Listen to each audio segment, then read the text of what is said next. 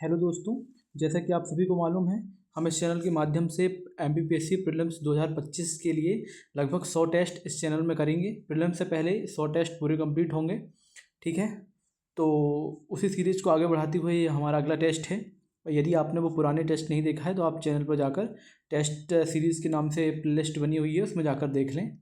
चलिए, अगला टेस्ट हमारा है सिविल जॉब्स का ये टेस्ट है, इसको हम देखते हैं। ये पूरा नया सिलेबस के हिसाब से है। चलिए, पहला क्वेश्चन है कि सागौन की लकड़ी को किस जिले के एक जिला एक उत्पाद के अंतर्गत सम्मिलित किया गया है। ठीक है, आप सभी को मालूम है कि ओडीओपी या एक जिला एक उत्पाद सिलेबस में है। डायरेक्ट वहाँ से क्वेश्चन है, आपको एक एक हर जिले का एक जिला उत्पाद याद करना पड़ेगा। ठीक है, सागौन की लकड़ी को कहाँ की है, ये बैतूल की है। ठीक है, सागौन की लकड़ी कहाँ का ओडीओपी है, बैतूल का है। ये आपको याद होना चाहिए। चलिए, अगला देखते हैं। फिनटेक इकोनॉमी में भारत विश्व में कौन से स्थान पर है। फिनटेक इकोनॉमी में भारत जो है विश्व में किस स्थान पर है, ये है तीसरे स्थान पर।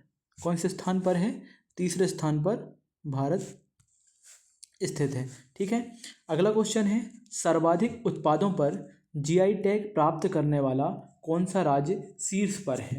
ऐसा कौन सा राज्य है जिसको सबसे अधिक जीआई टैग प्राप्त हो चुके हैं। उसका आंसर होगा उत्तर प्रदेश।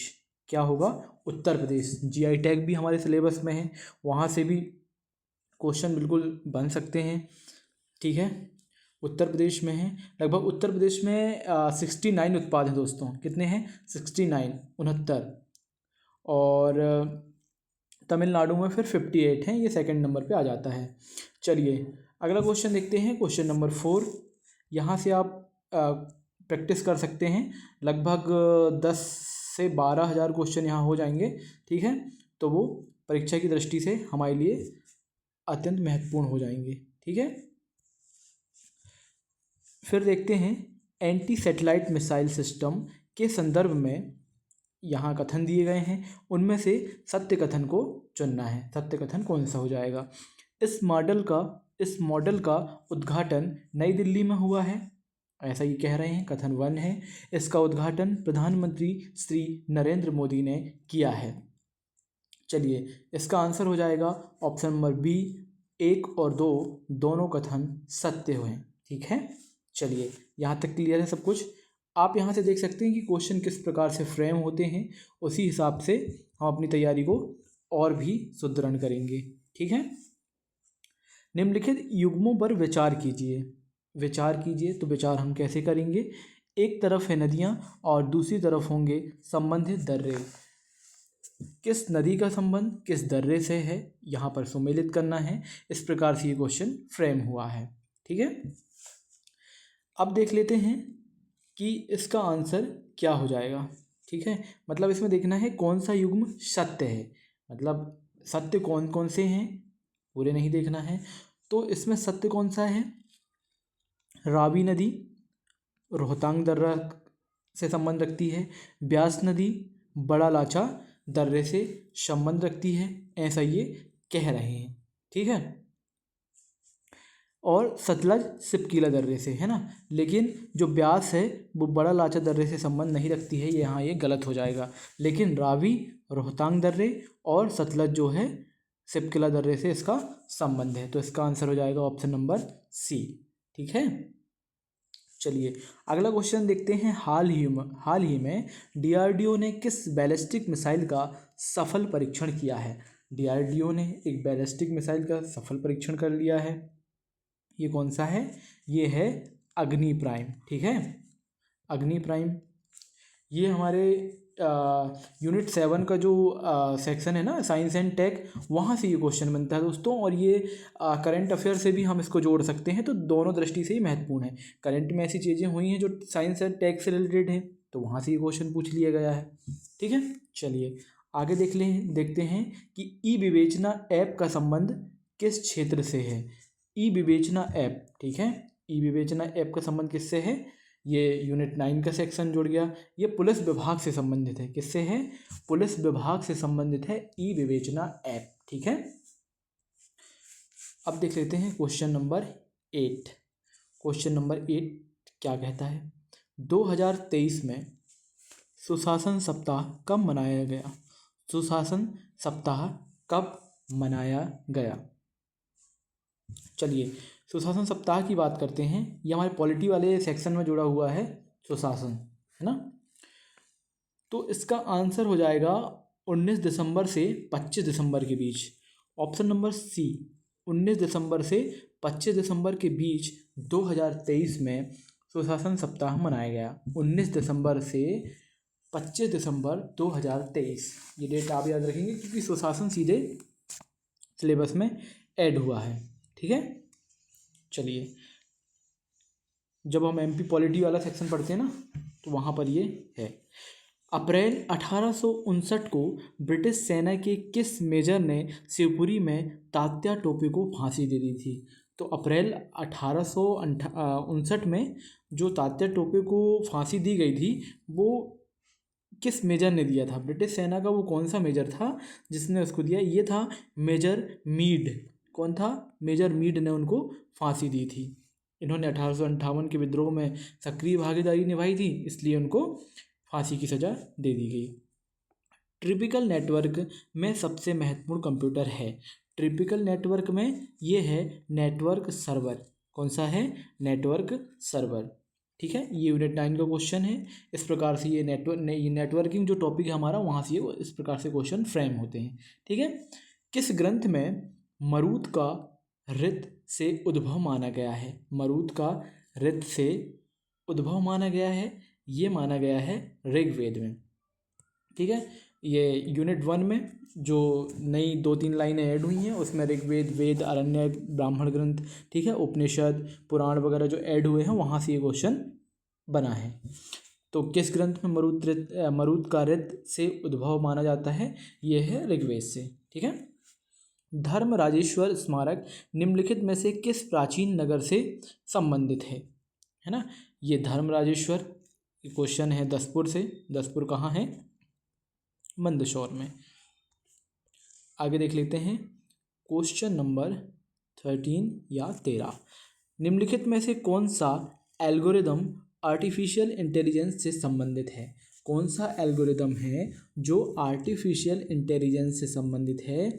ये हो जाएगा hill climbing algorithm. Hill climbing algorithm. ठीक है, हिल क्लाइंबिंग एल्गोरिदम हो जाएगा। ठीक है, ये क्या है? इस पद्धति का उपयोग जो है गणितीय मुद्दों के साथ साथ वास्तविक दुनिया के अनुप्रयोगों जैसे कि मार्केटिंग और शेड्यूलिंग को हल करने के लिए इसका प्रयोग किया जाता है ना, आप ऐसा समझ लेंगे इसको। निम्नलिखित में से किसके तहत राष्ट्रीय मानवाधिकार आयोग को सिविल कोर्ट का दर्जा दिया गया? राष्ट्रीय आयोग दोस्तों हटे नहीं हैं, उनका रूप परिवर्तित किया गया है और यूनिट 5 में उनको ऐड कर दिया गया है पॉलिटी के साथ। ठीक है, तो आयोग से अभी भी 1-2 प्रश्न तो आ ही सकते हैं, तो आपको उनको इग्नोर नहीं करना है। चलिए, निम्नलिखित में से किसके तहत राष्ट्रीय मानवाधिकार आयोग को सिविल कोर्ट का दर्जा दिया गया है? सिविल प्रक्रिया संहिता 1908। क्या है? सिविल प्रक्रिया संहिता 1908। ऑप्शन सी, सिविल प्रक्रिया संहिता 1908। अगला क्वेश्चन है क्वेश्चन नंबर 15। भूकंपीय तरंगों के संचरण के संदर्भ में विचार कीजिए। ये भूकंपीय तरंगें हैं, ठीक है, उनका संचरण किस प्रकार होता है? यदि आप सोच रहे हैं कि ये क्वेश्चन वर्ल्ड ज्योग्राफी का कैसे आ गया, तो साइंस एंड टेक वाले सेक्शन में भी ये क्वेश्चन आ सकता है। ठीक है, चलिए भूकंपीय तरंगों के संचरण के संदर्भ में बात करनी है। तो एस तरंगें जिस पदार्थ से होकर गुजरती हैं उसमें उभार व गर्त बनती है, पहला कथन है। एल तरंगों को धरातली तरंगें भी कहा जाता है। धरातली तरंगें भी कहा जाता है। सत्य कथन की बात करना है। सत्य कथन हो जाएंगे दोनों, 1 और 2 दोनों सत्य कथन हैं। आगे देख लेते हैं। अगला क्वेश्चन है, नीचे दिए गए कथनों पर विचार कीजिए। कनिष्क ने पेशावर में एक स्तूप और विहार बनवाया था। पेशावर में एक स्तूप और एक विहार बनवाया था, ऐसा कह रहे हैं। पेशावर के स्तूप और विहार की खुदाई में बुद्ध और कनिष्क की मूर्तियां मिलती हैं, ना कि इंद्र और ब्रह्म की। ठीक है, ऐसा दूसरा कथन कह रहा है। इसमें हमको सही उत्तर का चयन करें। दोस्तों, जब ऐसे कूट वाले क्वेश्चन आए तो आप सबसे पहले कूट या कथन पढ़ने से पहले ध्यान देंगे कि उसमें किन कथनों का चयन करने के लिए कहा गया है। यहाँ कभी कभी कहता है कि गलत कथनों का चयन कीजिए, और हम क्वेश्चन को सही कथन पूछा गया है इस प्रकार ध्यान रखते हैं और आंसर को गलत करके आ जाते हैं। ऐसा होता है पेपर के प्रेशर में, क्योंकि उन 2 घंटों में 100 प्रश्न को करना अपने आप में एक बहुत चैलेंजिंग काम है। ठीक है, वहाँ क्योंकि दिमाग ज़्यादा स्थिर होता नहीं है और हम क्वेश्चन को गलत कर देते हैं। ठीक है, फिर 1-2 नंबर से हमारा पेपर नहीं निकलता है। चलिए, इस क्वेश्चन का हम आंसर देख लेते हैं। ऑप्शन नंबर सी इसका आंसर होगा। कथन एक सत्य है लेकिन 2 असत्य हैं। ये दूसरी ऐसी कोई बात हुई नहीं थी दोस्तों, लेकिन आप याद रखेंगे जो एक कथन है, कनिष्क ने पेशावर में एक स्तूप और विहार का निर्माण करवाया था, ये हमारे लिए महत्वपूर्ण हो जाता है। अगला क्वेश्चन है, राजा मिहिर भोज के संबंध में क्या सही नहीं है। राजा जो मिहिर भोज हैं उनके संबंध में क्या सही नहीं है। अब देखिए, इस चीज़ को आपको पकड़ना होगा, ये की पॉइंट होते हैं क्वेश्चन के, उस प्रकार से हम आंसर को आसानी से प्राप्त कर जाते हैं। तो राजा मिहिर भोज थे, उनके संबंध में क्या कथन सही नहीं है, देख लेते हैं। ठीक है, यह नागभट्ट द्वितीय का पुत्र था, पहला कथन। इनके साम्राज्य की राजधानी क्या थी, कन्नौज थी। अरब यात्री अलमशूदी ने उन्हें राजा बौरा का नाम दिया था। तो जो कथन एक है दोस्तों, ये सही नहीं है, मतलब ऑप्शन नंबर बी इसका आंसर हो जाएगा कि यह नागभट्ट द्वितीय का पुत्र था, मिहिर भोज, ऐसी कोई बात है नहीं। लेकिन अब याद रखने वाली क्या बात है मिहिर भोज के बारे में कि इनके साम्राज्य की राजधानी कन्नौज थी, बिल्कुल सही बात है। और जो अरब यात्री आया था अलमशूदी, उन्हें राजा बौरा का नाम दिया था। ठीक है, अलमशूदी ने क्या कहा था, मिहिर भोज को राजा बौरा का नाम दिया था। मध्यकाल में मुंजानिक किसे कहा जाता है, मुंजानिक किसे कहा जाता है मध्यकाल में, ये कहा जाता है गुलेल को। किसको, गुलेल को कहा जाता है मुंजानिक। प्रमुख शब्दावलियों से ये क्वेश्चन दोस्तों हिस्ट्री से रिलेटेड है। ठीक है, निम्नलिखित में से किसे ई गवर्नेंस और गुड गवर्नेंस का अभिनवकारी अंग माना जाता है। निम्नलिखित में से किसे ई गवर्नेंस और गुड गवर्नेंस का अभिनवकारी अंग माना जाता है। किसे ई गवर्नेंस और गुड गवर्नेंस का अभिनवकारी अंग माना जाता है। महत्वपूर्ण क्वेश्चन है, इसका आंसर हो जाएगा प्रगति। प्रगति, ठीक है, प्रगति जो है बहुउद्देशीय, मल्टी मॉडल और संवाद मूलक अनूठा प्लेटफॉर्म है। ठीक है, इसका आप पूर्ण नाम यदि नोट करना चाहें लिख सकते हैं, प्रोएक्टिव गवर्नेंस और टाइमली इम्प्लीमेंटेशन, इसका फुल फॉर्म है प्रोएक्टिव गवर्नेंस और टाइमली इम्प्लीमेंटेशन। इसकी शुरुआत प्रगति की हुई थी 2015 में। कब हुई थी प्रगति की शुरुआत, 2015 में। ठीक है, अगला क्वेश्चन देख लेते हैं, question number 20। C vigil app किसके द्वारा लॉन्च किया गया। सी विजिल ऐप किसके द्वारा लॉन्च किया गया, ये किया गया निर्वाचन आयोग के द्वारा, इंडियन नेशनल कमीशन। ठीक है, भारतीय निर्वाचन आयोग है ये सी विजिल ऐप। चलिए, स्वतंत्रता सेनानी अंबाबाई भारत के किस राज्य से थी। जो स्वतंत्रता सेनानी हैं अंबाबाई, वो भारत के किस राज्य से थी। अंबाबाई का संबंध है कर्नाटक से। कहाँ से है, कर्नाटक से। भारत छोड़ो आंदोलन में सक्रिय भूमिका निभाने वाली कमलाबाई बड़ौनिया का संबंध मध्य प्रदेश के किस जिले से था। कमलाबाई बड़ौनिया का संबंध मध्य प्रदेश के किस जिले से था। कमलाबाई बड़ौनिया का संबंध मध्य प्रदेश के किस जिले से था, ये देख लेते हैं। मध्य प्रदेश के किस जिले से हैं, ये हैं सागर से। कमलाबाई बड़ौनिया है ना, इन्होंने भारत छोड़ो आंदोलन में सक्रिय भूमिका निभाई थी। ये जो प्रमुख स्वतंत्रता सेनानी हैं मध्य प्रदेश के, वहाँ से ये क्वेश्चन बना है। ठीक है, अगला क्वेश्चन देखते हैं, दैनिक सत्य। दैनिक सत्य समाचार पत्र का प्रकाशन मध्य प्रदेश के किस जिले से प्रारंभ हुआ था। क्या नाम है, दैनिक सत्य। इसका आंसर हो जाएगा क्या, जबलपुर। जबलपुर आंसर इसका हो जाएगा। अब आगे देख लेते हैं क्वेश्चन नंबर 24। सूची 1 को सूची 1 से सुमेलित करने को यहाँ कहा जा रहा है। ठीक है, इसका पहले आंसर देख लेंगे हम कि 24 का ऑप्शन नंबर ए हो जाएगा। क्या हो जाएगा? ए। चलिए मिलाते हैं हम। ये आविष्कार दिए हुए हैं और ये आविष्कारक हैं। फिर से यूनिट 7 का ये क्वेश्चन है, साइंस एंड टेक यूनिट है हमारी। तो पहला क्वेश्चन है कि किण्वन इसके आविष्कारक कौन है? किण्वन के ये हैं लुई पाश्चर। और पेनिसिलिन की खोज किसने की थी? अलेक्जेंडर फ्लेमिंग, ये आप सभी बहुत अच्छी तरह से जानते हैं। चेचक का टीका किसके द्वारा निर्माण किया गया? एडवर्ड जेनर के द्वारा। और बैसिलस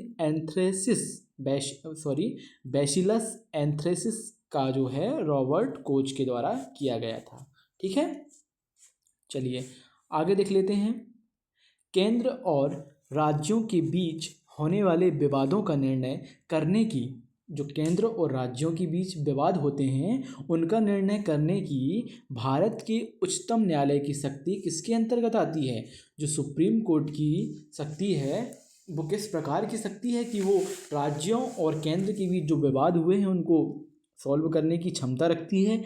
तो इसका आंसर हो जाएगा ये मूल अधिकार क्षेत्र के अंतर्गत आते हैं दोस्तों। इसका उल्लेख आर्टिकल 131 या आर्टिकल 131 के तहत इसका उल्लेख हमें देखने को मिलता है।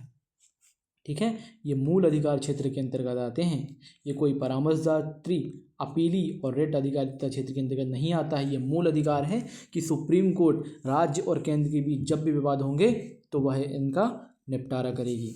अगला देख लेते हैं कि राष्ट्रीय मानसिक स्वास्थ्य कार्यक्रम कब से शुरू हुआ? राष्ट्रीय मानसिक स्वास्थ्य कार्यक्रम ये शुरू हुआ 1982 को राष्ट्रीय मानसिक स्वास्थ्य कार्यक्रम शुरू किया गया। चलिए अगला क्वेश्चन देख लेते हैं। बिंजवार जनजाति का जाति प्रतीक क्या है? यूनिट 10 आपको याद आ गई होगी, जनजाति से क्वेश्चन ही है। 27 क्वेश्चन नंबर, बिंजवार जनजाति का या जाति का प्रतीक चिन्ह क्या है? बिंजवार जनजाति का प्रतीक चिन्ह है तीर, ये आप याद रखेंगे। पाइक किस जनजाति से संबंधित है? पाइक किस जनजाति से संबंधित है? ये संबंधित है कंवर जनजाति से। ठीक है, ऐसे छोटे छोटे क्वेश्चन पूछ ले जाते हैं। अभी पिछले पेपर में ही ऐसे क्वेश्चन पूछे गए हैं, तो आप बिल्कुल बारीकी से यूनिट 10 का अध्ययन करना होगा। मध्य प्रदेश का प्रथम सेंटर फॉर पेरिसेबल कार्गो कहाँ स्थित है? मध्य प्रदेश का प्रथम सेंटर फॉर पेरिसेबल कार्गो कहाँ स्थित है? सेंट्रल फॉर पेरिसेबल कहाँ है? ये क्वेश्चन आप याद रखेंगे दोस्तों कि क्वेश्चन क्या कह रहा है कि मध्य प्रदेश का प्रथम सेंटर फॉर पेरिसेबल कार्गो कहाँ स्थित है? ठीक है, ये इंदौर में स्थित है। कहाँ स्थित है? इंदौर इसका आंसर हो जाएगा। चलिए अगला देखते हैं। गरीबी निवारण के प्रभावपूर्ण अस्त्र के रूप में स्वयं सहायता समूह के विचार को किसने प्रस्तुत किया? स्वयं सहायता सेल्फ हेल्प ग्रुप जो होते हैं या स्वयं सहायता समूह होते हैं उनका जो विचार है वो किसके द्वारा प्रस्तुत किया गया था? ये मोहम्मद यूनुस के द्वारा प्रस्तुत किया गया था। ये नया क्वेश्चन दोस्तों आप याद रखेंगे, मोहम्मद यूनुस के द्वारा। कोडाज और किसान किस जनजाति की उपजातियां हैं? कोडाज और किसान किस जनजाति की उपजातियां हैं? ये हैं उराव जनजाति की उपजातियां। ठीक है, मध्य प्रदेश की मछली पालन नीति कब शुरू की गई थी? हाँ, ये महत्वपूर्ण क्वेश्चन है। ये हो जाएगा इसका आंसर 2008 कि मध्य प्रदेश की मछली पालन नीति कब शुरू की गई थी? 2008 में मध्य प्रदेश की मछली पालन नीति प्रारंभ की गई है ना। चलिए ये जरूर याद रखेंगे, सेल्फ हेल्प ग्रुप वाला ये मोहम्मद यूनुस हो जाएगा इसका आंसर। ये क्वेश्चन डायरेक्ट पूछा जा सकता है। निम्नलिखित में से कौन सा मध्य प्रदेश का फसल क्षेत्र नहीं है? मध्य प्रदेश का फसल क्षेत्र नहीं है, है ना। फसल क्षेत्र जो है फसल के अनुसार एमपी की फसलों को 7 प्रकार से बांटा गया है और आप जानते हैं कि जलवायु के आधार पर 11 प्रकार से और कृषि एवं कल्याण विभाग के अनुसार 5 प्रकार से, है ना। आप याद रखेंगे, एक बार फिर से नोट कर लीजिएगा और इनके क्षेत्र आप जाके बुक्स में भी ढूंढेंगे, जैसे या परीक्षा धाम हो आपके पास, जो भी और भी बुकें हों, ठीक है, वर्णवाल वगैरह, तो उसमें आप देख लेंगे, है ना। तो कृषि एवं कल्याण विभाग के अनुसार मध्य प्रदेश की फसल क्षेत्र को 5 भागों में बांटा गया है। कितने भागों में? 5 भागों में। फसलों के हिसाब से कितने भागों में बांटा गया है? 7 भागों में। जलवायु के हिसाब से कितने भागों में बांटा गया है? 11 भागों में, है ना। ऐसा आप याद रख लेंगे, ये आपको बाद में काम पड़ेगा, ठीक है। तो क्वेश्चन हमारा ये था कि निम्नलिखित में से कौन सा मध्य प्रदेश का फसल क्षेत्र नहीं है। मध्य प्रदेश का फसल क्षेत्र इसमें नहीं है कपास और चावल। कपास और चावल इस प्रकार का कोई फसल क्षेत्र नहीं है, लेकिन गेहूं चावल, गेहूं ज्वार और कपास ज्वार इस प्रकार के क्षेत्र हैं। एक साथ कपास और चावल वाला क्षेत्र हमारे मध्य प्रदेश में नहीं पाया जाता है, ये आप याद रखेंगे। राष्ट्रीय पिछड़ा वर्ग आयोग किस विभाग के अधीन कार्यरत है? राष्ट्रीय पिछड़ा वर्ग आयोग ओबीसी आयोग की बात कर रहे हैं, ये किस विभाग के अंतर्गत कार्यरत है? इसका उत्तर हो जाएगा केंद्रीय सामाजिक न्याय और अधिकारिता मंत्रालय। ऑप्शन नंबर बी, केंद्रीय सामाजिक न्याय और अधिकारिता मंत्रालय इसका उत्तर हो जाएगा। चलिए आगे देख लेते हैं। न्यायालय की अवमानना, कंटेम्प्ट ऑफ कोर्ट, भारतीय संविधान के किस रूप में उपबंधित है? न्यायालय की अवमानना भारतीय संविधान में किस रूप से उपबंधित है? ये है अभिलेख न्यायालय। कौन सा न्यायालय? अभिलेख न्यायालय, ठीक है। अगर मैं गलत नहीं हूँ तो इसका अभिलेख न्यायालय आर्टिकल 129 में दिया गया है, एक बार आप चेक कर लेंगे, ठीक है। चलिए आगे देख लेते हैं।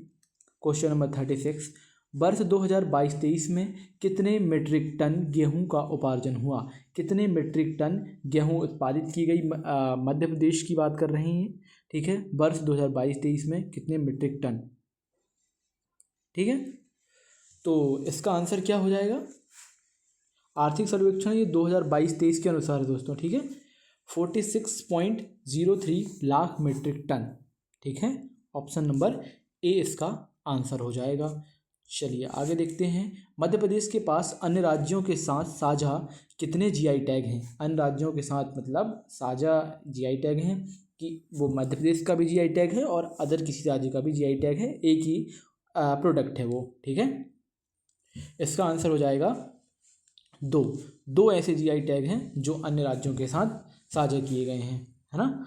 तो अब आपके मन में क्वेश्चन आ रहा होगा कि ऐसा कौन सा है, तो देखने को मिलता है एक नागपुरी संतरा है, ठीक है। नागपुरी संतरा ये मध्य प्रदेश के खंडवा बैतूल से संबंधित भी है और महाराष्ट्र से भी इसका संबंध हो जाता है। एक है देशावरी पान। देशावरी पान ये मध्य प्रदेश के छतरपुर से भी संबंधित है और महोबा उत्तर प्रदेश से भी संबंधित है, ठीक है। चलिए आगे देख लेते हैं। क्वेश्चन नंबर 38 क्या है? 38 ये क्या कह रहा है? निम्न इसको सुमेलित करने की ये बात कर रहा है, ठीक है। सुमेलित कौन से हैं इसमें जो है 3 और 4 सुमेलित हैं। कौन से हैं? 3 और 4। जीआई टैग कब के लिए दिया जाता है? जीआई टैग 10 वर्षों के लिए दिया जाता है और जो कॉपीराइट है वो जीवन पर्यंत दिया जाता है ना। ये ट्रेडमार्क और पेटेंट ये गलत दिया हुआ है। चलिए आगे देख लेते हैं। Question number 39 I R Coelho case है ये, ठीक है। आई.आर. कोहिलो केस भारत के संविधान की किस अनुसूची से संबंधित है? आई.आर. कोहिलो केस जो है 9वीं अनुसूची से संबंधित रखता है। अशोक से पूर्व निम्नलिखित में से किस शासक ने शांतिवादी नीति को अपनाया था? सिर्फ अशोक ने ही शांतिवादी नीति नहीं अपनाया था, उससे पहले भी एक रूरल हो चुका है जिसने शांतिवादी नीति को अपनाया था। ये कौन था? अखनातून। अखनातून इसका आंसर हो जाएगा। चलिए आगे देख लेते हैं। क्वेश्चन नंबर 48 फिर से एक बार बड़ा क्वेश्चन है, कथनों पर विचार करना है। क्या है? फड़ीगिरी उत्खनन कार्य पर विचार करना है। क्या कह रहा है? उत्खनन में शीशे के सिक्के मिले जिनके एक तरफ हाथी और दूसरी तरफ उज्जैन का प्रतीक था, है ना, ध्यान देना। पुरातत्व विवादों के अनुसार ये सिक्के चोल काल के हैं जो 2री शताब्दी से 4वीं शताब्दी के बीच के हैं, ऐसा ये कह रहे हैं। चलिए देख लेते हैं इसका आंसर। ऑप्शन नंबर ए केवल एक इसका सत्य है, ऐसी कोई बात नहीं है और ऐसी बात है, ठीक है। चलिए अगला क्वेश्चन क्या कहते हैं कि रूस द्वारा किए गए परीक्षण कौन सा परीक्षण था? अंगारा A5 अंतरिक्ष रॉकेट के संबंध में सही कथन का चयन करें। क्या कह रहा है? अंगारा A5 का परीक्षण किसने किया? रूस ने किया है। उसके बारे में कथन देखना है हमको। अंगारा A5 रॉकेट का नाम साइबेरियाई नदी के नाम पर रखा गया है। चलिए, दूसरा कथन कहता है कि यह रूस का तीसरा परीक्षण था जो सफल हुआ। 1 और 2 दोनों यहाँ सही बात कह रही हैं। विश्व का सबसे बड़ा हाइब्रिड रीन्यूएबल एनर्जी पार्क का निर्माण किस स्थान पर किया जा रहा है? विश्व का सबसे बड़ा हाइब्रिड रीन्यूएबल एनर्जी पार्क का निर्माण किस स्थान पर किया जा रहा है? ये किया जा रहा है खेवड़ा। कहाँ किया जा रहा है? खेवड़ा में। चलिए आगे देख लेते हैं, है ना। ये खेवड़ा कहाँ दोस्तों? खेवड़ा गुजरात में है ना, याद रखेंगे आप। इसका आंसर खेवड़ा कहाँ है? गुजरात में है। ये विश्व का सबसे बड़ा हाइब्रिड रीन्यूएबल एनर्जी पार्क है ना। हाइब्रिड रीन्यूएबल एनर्जी पार्क है खेवड़ा गुजरात में। कभी कभी यदि खेवड़ा ऑप्शन में ना आए तो आप गुजरात डायरेक्ट आंसर लगा सकते हैं ना। मध्य प्रदेश उच्च शिक्षा अनुदान आयोग की स्थापना कब की गई थी? मध्य प्रदेश उच्च शिक्षा अनुदान आयोग की बात कर रहे हैं। ये 1973 या 1973 में इसकी स्थापना की गई। उच्च शिक्षा अनुदान आयोग ये MP का है, 1973 में की गई। देश में महिलाओं की सर्वाधिक जीवन प्रत्याशा किस राज्य में है? महिलाओं की जीवन प्रत्याशा सर्वाधिक कहाँ है? इसका आंसर हो जाएगा केरल। पूरे भारत में सर्वाधिक जो समय तक जीने वाली महिलाएं कहाँ रहती हैं? केरल में रहती हैं, या इनकी औसत आयु सर्वाधिक कहाँ है? केरल में है। यदि आप केरल राज्य में निवास कर रहे हैं तो आप बाकी महिलाओं से, बाकी राज्यों में रहने वाली महिलाओं से ज़्यादा समय तक जीवित रह सकती हैं, ऐसा ये रिपोर्ट कहती है। ठीक है, चलिए। विश्व बौद्धिक संपदा सूचकांक 2024 में भारत का स्थान कौन सा है? वैसे भी दोस्तों महिलाएं ज़्यादा जीती हैं, है ना। ठीक है। विश्व बौद्धिक संपदा सूचकांक 2024 में भारत का स्थान कौन सा है? विश्व बौद्धिक संपदा सूचकांक 2024 में भारत का स्थान कौन सा है? ये महत्वपूर्ण क्वेश्चन है। ये 42वां क्वेश्चन है, 42वां 42वां, है ना, विश्व बौद्धिक संपदा सूचकांक में, है ना, याद रखेंगे आप। फीफा महिला विश्व कप 2023 का खिताब किसने जीता था? फीफा महिला विश्व कप 2023 का खिताब किसने जीता था? ये स्पेन ने जीता। किसने? स्पेन ने। चलिए आगे देख लेते हैं। जल जीवन मिशन लागू करने में कौन सा जिला शीर्ष पर है? जल जीवन मिशन ये है श्रीनगर है। आगे देख लेते हैं। जिला या राज्य हो जाएगा या नहीं? अच्छा, ये जिले भी दिए गए हैं, चलो कोई बात नहीं। ये जिला है श्रीनगर वहाँ का, है ना। ये इसकी नोडल एजेंसी क्या है? जल शक्ति मंत्रालय है।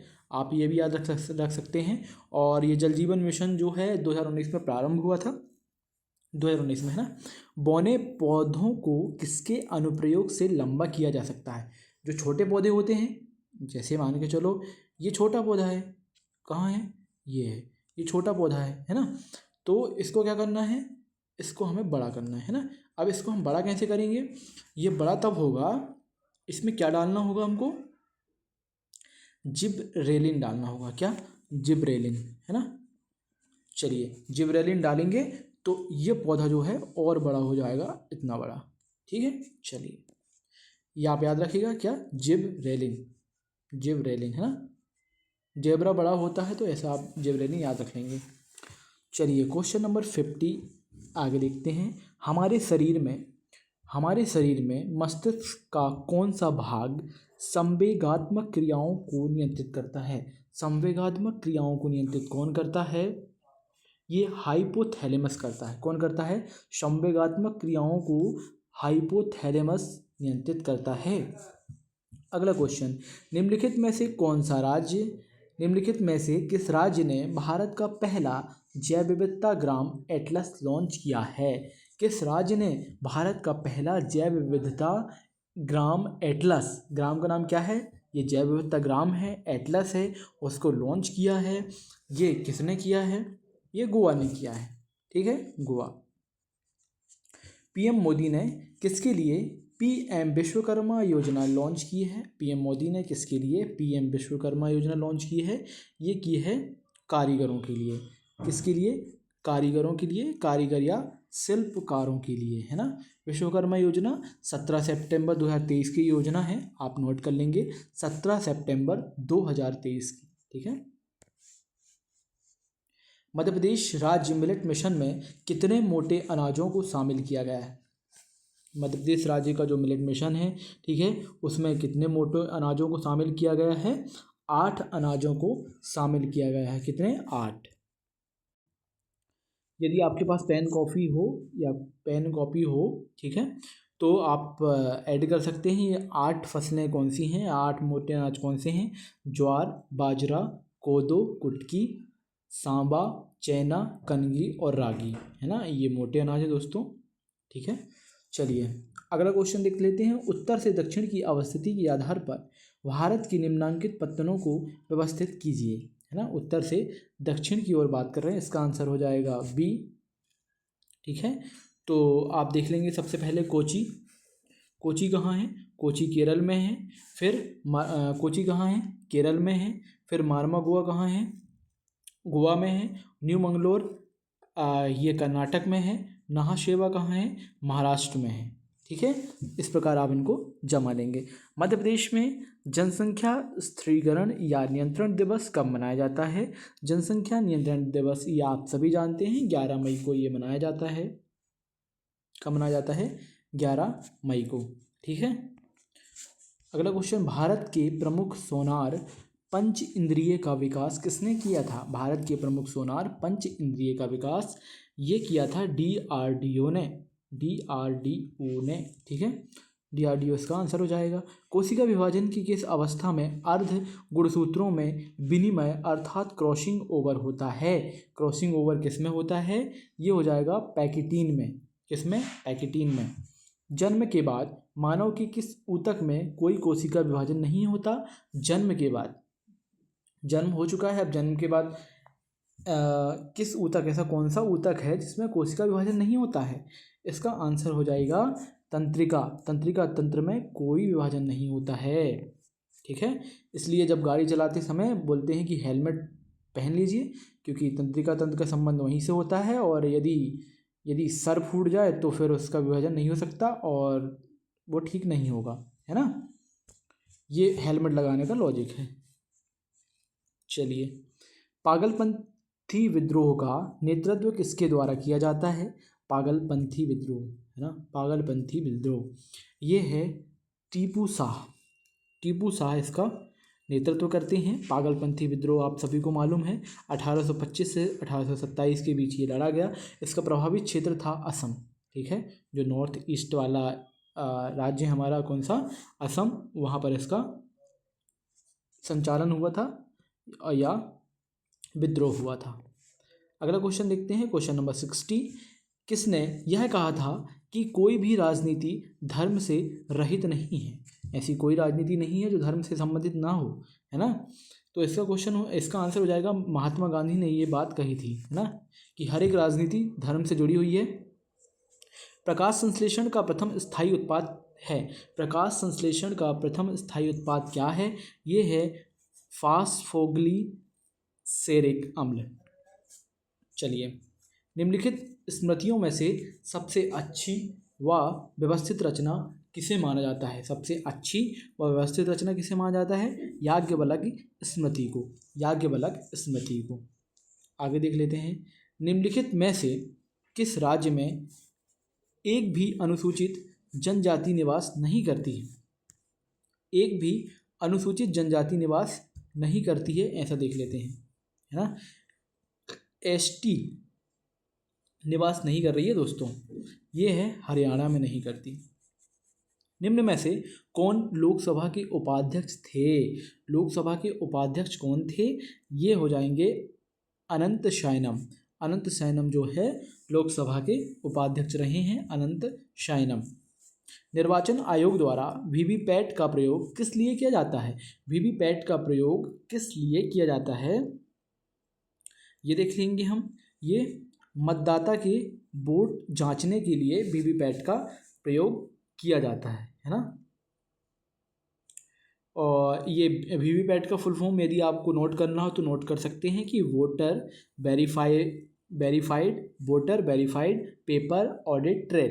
एक बार और बोलूँगा मैं कि voter verified paper audit trail, ठीक है। इसका प्रथम बार प्रयोग 2013 में नागालैंड में किया गया था, ठीक है। 2013 में नागालैंड में प्रयोग किया गया था पहली बार वीवीपैट का प्रयोग। भारत में हरित क्रांति के जनक डॉक्टर स्वामीनाथन की अध्यक्षता में गठित स्वामीनाथन आयोग के अनुसार न्यूनतम समर्थन मूल्य कितना होना चाहिए। स्वामीनाथन आयोग के अनुसार, है ना, स्वामीनाथन आयोग के अनुसार न्यूनतम समर्थन मूल्य कितना होना चाहिए। ये न्यूनतम समर्थन मूल्य जो होना चाहिए वो उत्पादन की औसत लागत कम से कम 50% से अधिक, है ना, 50% से अधिक होना चाहिए। आत्मनिर्भर भारत पैकेज के तहत मधुमक्खी पालन पहल के लिए कितनी राशि अलग रखी गई थी। मधुमक्खी पालन के लिए 500 करोड़ रुपए रखे गए दोस्तों, अलग से रखे गए थे, है ना। टमाटर में कौन सा अम्ल पाया जाता है। ये आप सभी जानते हैं कि टमाटर में कौन सा ऑक्सैलिक अम्ल पाया जाता है। कौन सा ऑक्सैलिक अम्ल पाया जाता है ना।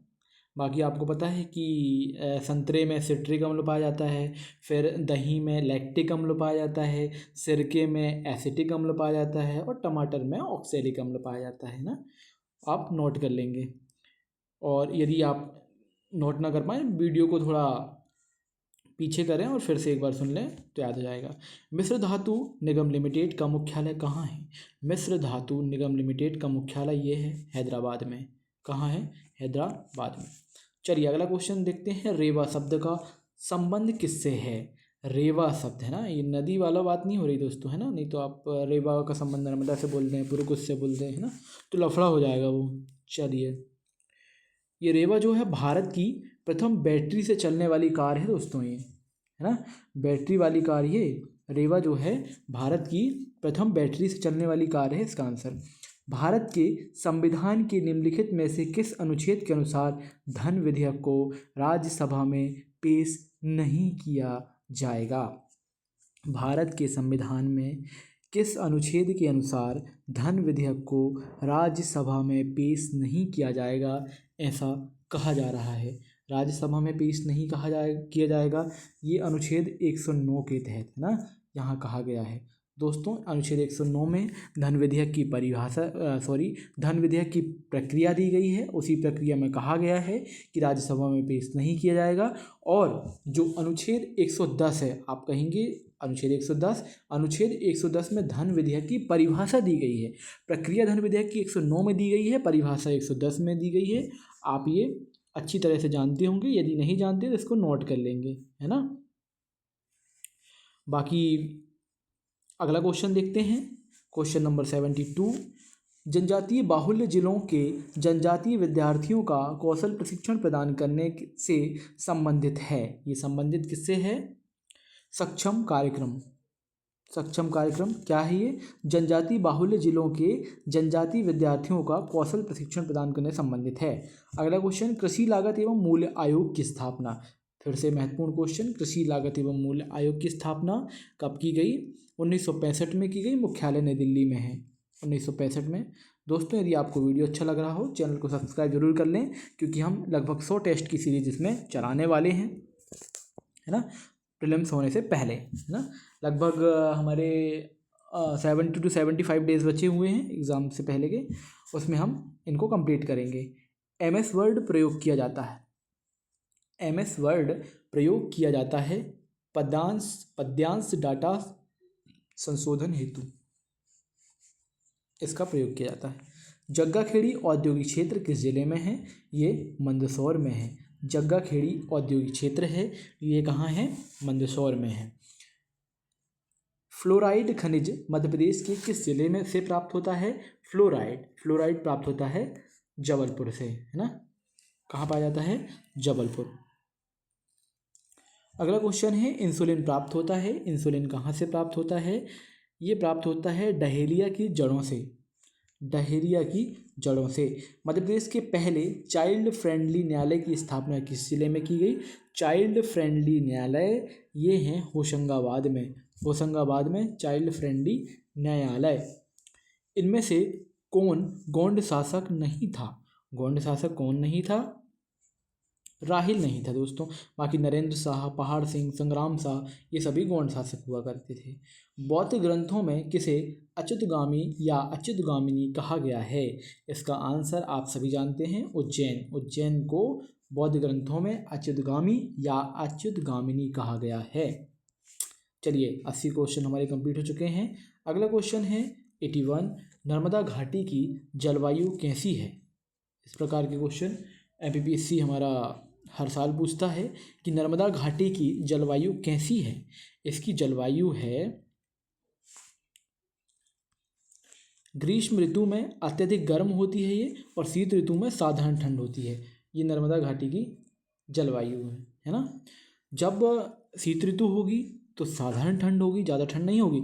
लेकिन जब गर्मी होगी तो यहाँ अत्यधिक गर्मी का मौसम पड़ेगा।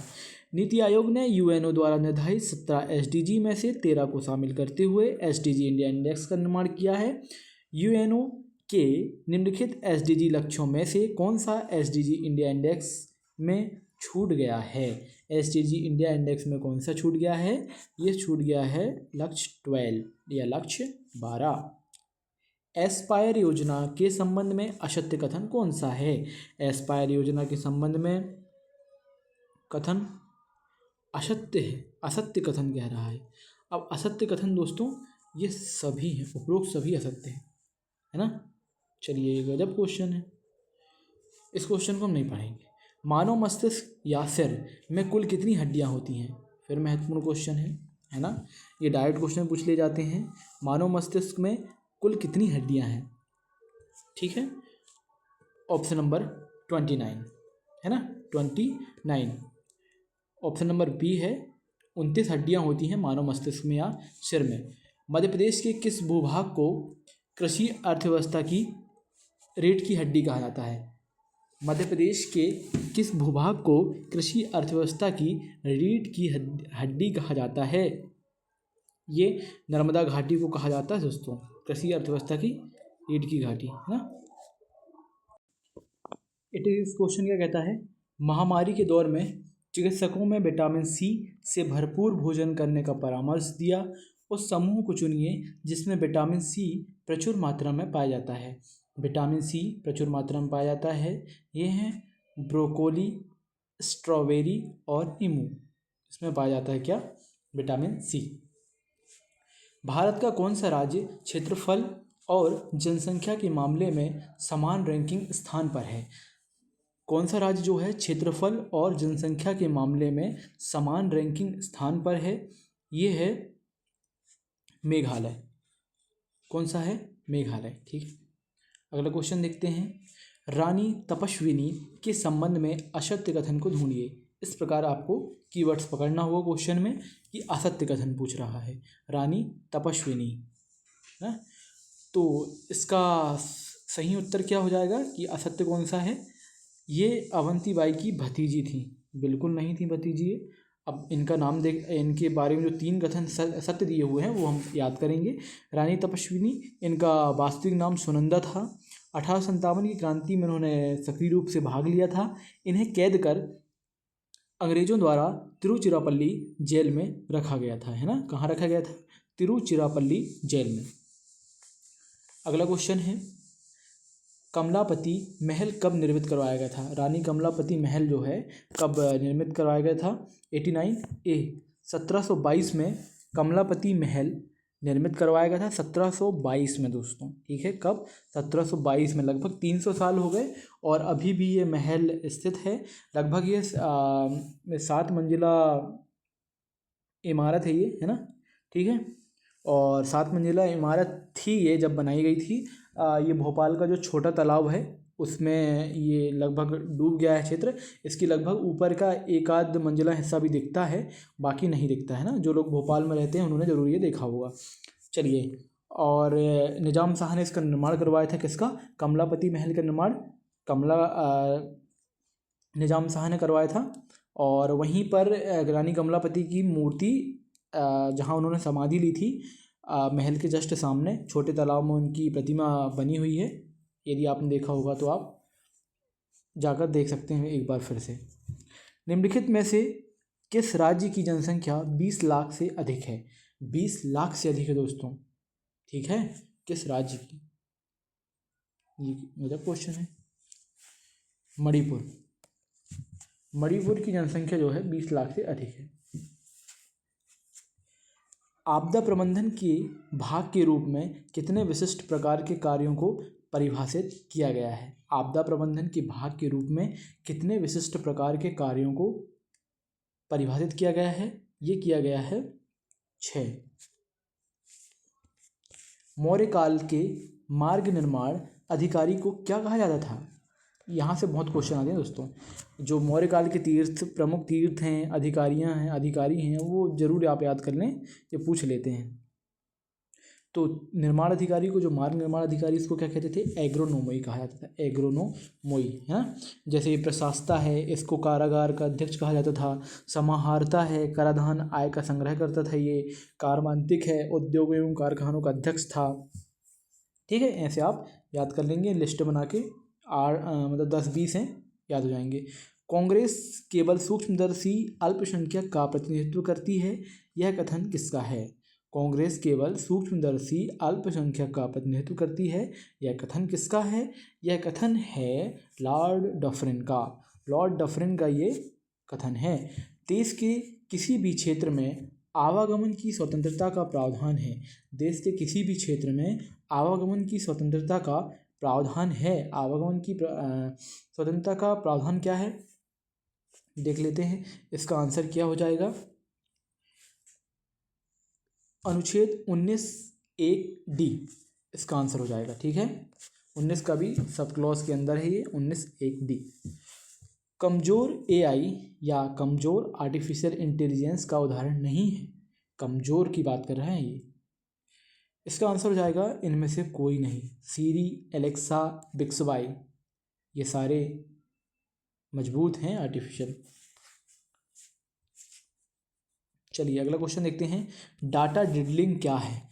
डाटा डिडलिंग क्या है? ये डाटा डिडलिंग जो है एक साइबर अपराध है। क्या है? साइबर अपराध है डाटा डिडलिंग। अगला क्वेश्चन है, निम्नलिखित में से असत्य कथन को चुनिए। केंद्रीय सूचना आयोग एक सांविधिक निकाय है। केंद्रीय सूचना आयोग की स्थापना 10 अक्टूबर 2005 को की गई, ऐसा ये कह रहे हैं। चलिए आंसर देख लेते हैं। ऑप्शन नंबर बी केवल दूसरा इसमें असत्य है ना। तो ये सांविधिक निकाय तो है ही, लेकिन इसकी स्थापना जो है कब की गई थी? 12 अक्टूबर 2005 को की गई थी। केंद्रीय सूचना आयोग की स्थापना कब की गई थी? 12 अक्टूबर 2005 को की गई थी। और वर्तमान इसके मुख्य सूचना आयुक्त कौन है? हीरालाल सामरिया हैं। ठीक है। निम्न में से किसे सिविल न्यायालय की शक्तियां प्राप्त नहीं हैं? सिविल न्यायालय की शक्तियां प्राप्त किसे नहीं है दोस्तों? राष्ट्रीय सूचना जाति आयोग को, राष्ट्रीय अनुसूचित जाति आयोग, जो नेशनल का SC आयोग है, उसको सिविल न्यायालय की शक्तियां प्राप्त नहीं हैं। चलिए आगे देख लेते हैं। भारत द्वारा टेनिस में ओलंपिक का पहला पदक किस वर्ष जीता गया था? भारत द्वारा टेनिस में ओलंपिक का पहला पदक किस वर्ष जीता गया था? ये जीता गया था 1996 में। 1996 में। अगला देखते हैं, सरपंच संवाद क्या है? सरपंच संवाद क्या है? ये एक ऐप है। सरपंच संवाद एक ऐप है। क्या है? ऐप है। ये आप देख लेंगे, है ना। तो दोस्तों ये रहा हमारा आज का टेस्ट डिस्कशन, है ना। चलिए पूरा वीडियो देखने के लिए बहुत बहुत धन्यवाद। मिलते हैं हम अगले टेस्ट में। चैनल को सब्सक्राइब जरूर कर लें ताकि आपके पास नोटिफिकेशन आसानी से पहुंच जाएगा, है ना। और बाकी MP GK की भी कुछ क्लासेस में डली हुई हैं परीक्षा धाम की, वो आप जाके देख सकते हैं। चलिए मिलते हैं अगले वीडियो में, तब तक के लिए नमस्कार।